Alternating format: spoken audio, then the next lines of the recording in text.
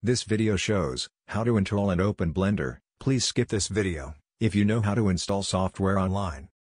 To install Blender, firstly, open in browser. Go to Google search page.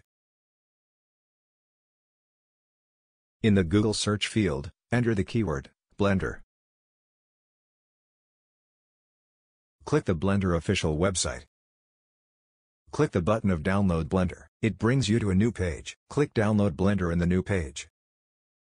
In the left bottom of the browser, you can see the progress of the downloading.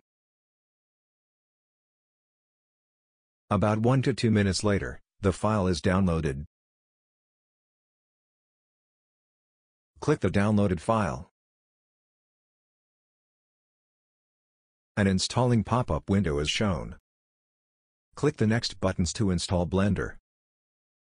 To open Blender, either click the Blender icon on the desktop. Another method to open Blender is finding and clicking the Blender icon from the left bottom window icon.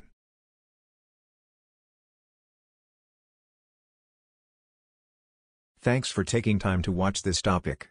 If you do like my channel, X Science, please subscribe, comment, and share the videos to your friends.